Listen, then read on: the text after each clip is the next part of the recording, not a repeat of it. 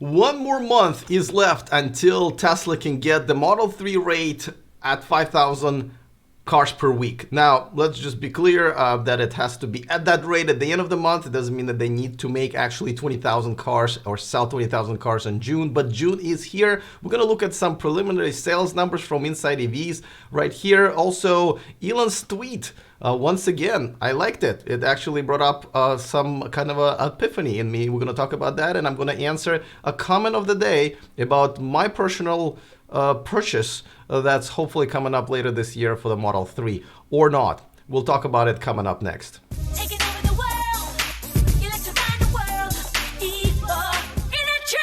Welcome to those of you who are watching me on Patreon live. Thank you so much for supporting the channel to stay independent and for me to be able to do all these cool things and report on them for you guys. If you're watching me on YouTube, thank you so much for checking it out. Hopefully you subscribe so you don't miss anything moving forward.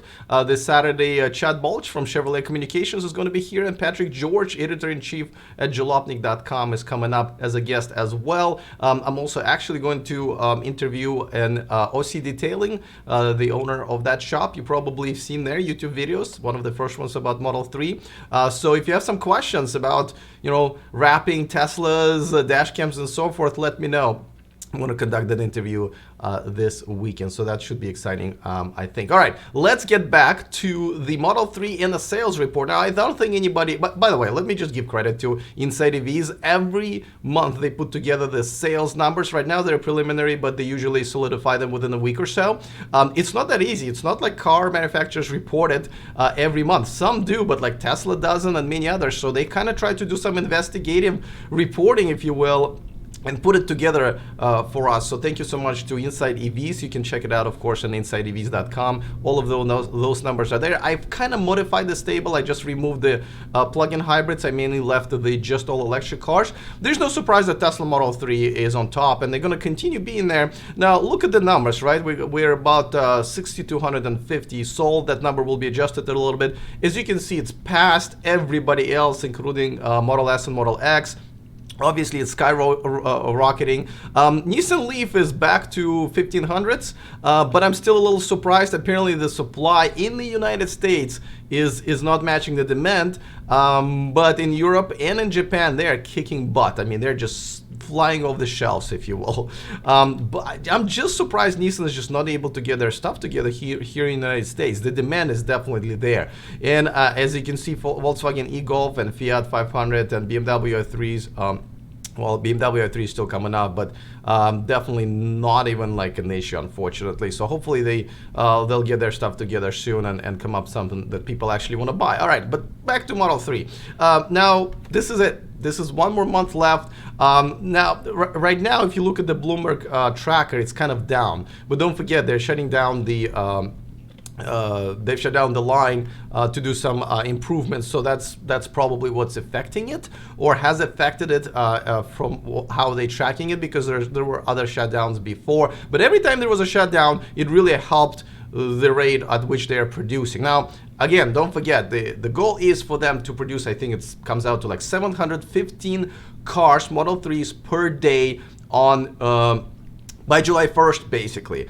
And this time around, as we probably know, they cannot miss. They just cannot miss. So if they do miss, it has to be by like tiny little amount, and they should get, if they get to that number within a week, that will be fine. It does look like, most people believe that they will make it.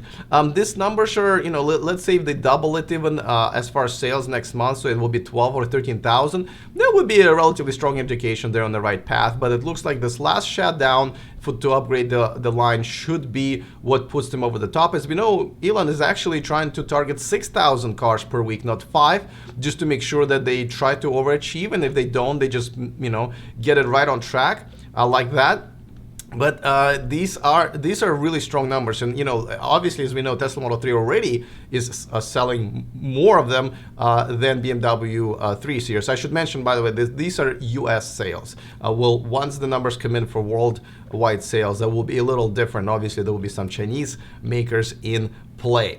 All right, before we go to another story, let me remind you that this show and this channel is sponsored by Evanex, the aftermarket accessories for Tesla. Grab your discount code in the description of this video so you can save a few bucks if you shop there.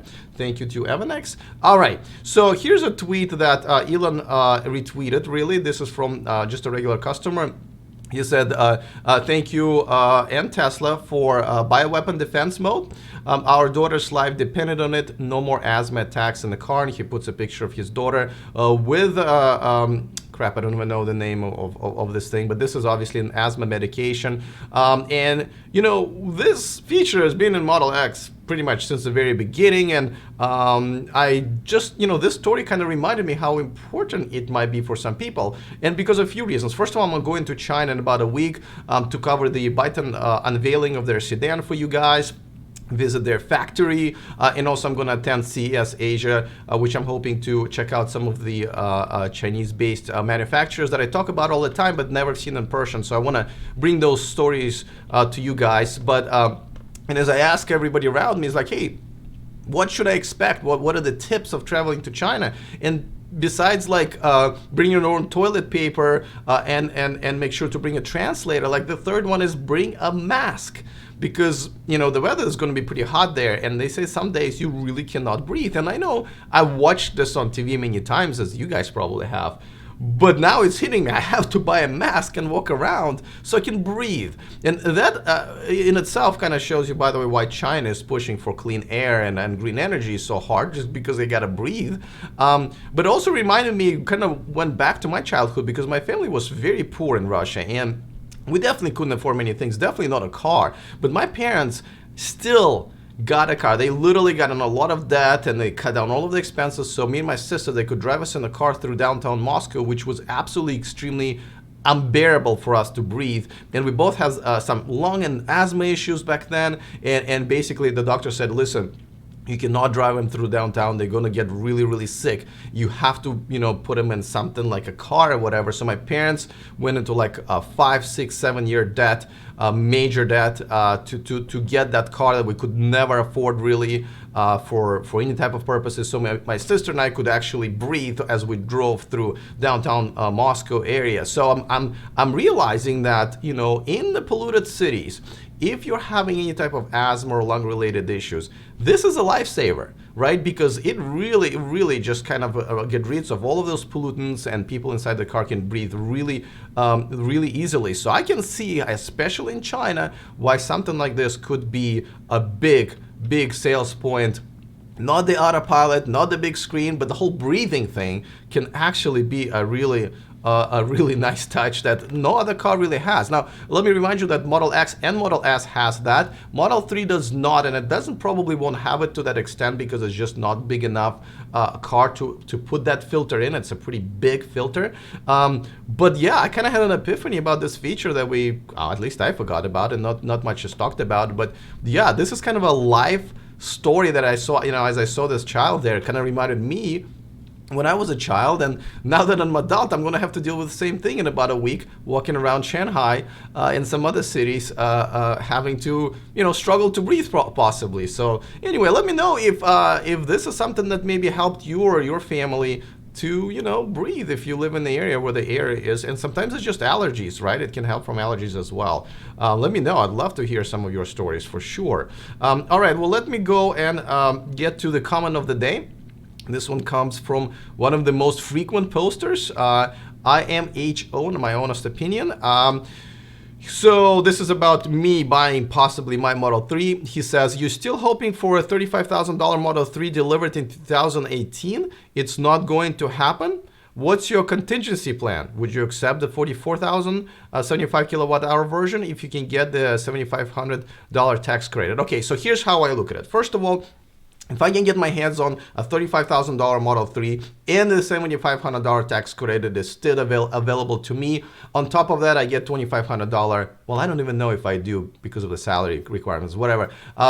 If I can get that, so it's $10,000 together, then it would be literally an investment. That's the car that will probably go up in price for a little bit, even if I drive it. So if that's available to me, I'm just gonna get it just because it's just a smart financial decision. I can't believe I'm saying that about, you know, buying a car. But if I have to wait until later in 2019, and the incentive is still cut in half, then I still think it's a bargain, because really you're still getting this car under $30,000, and yes, I will still get it one way or another, except for, you know, obviously I want to get it when I can get the full tax credit, but if not, even if it's cut in half, it is still a ridiculous deal. And unless you have like no access to charging at home or somewhere at work or whatever, you can't figure that out. That is just literally silly financially not to get this car. Because I mean, again, if you haven't been into one, please go and check it out if it's available in your area, because it is absolutely unbelievable car for the cost, especially when it gets to $35,000. But no, I don't really need a long battery, $44,000.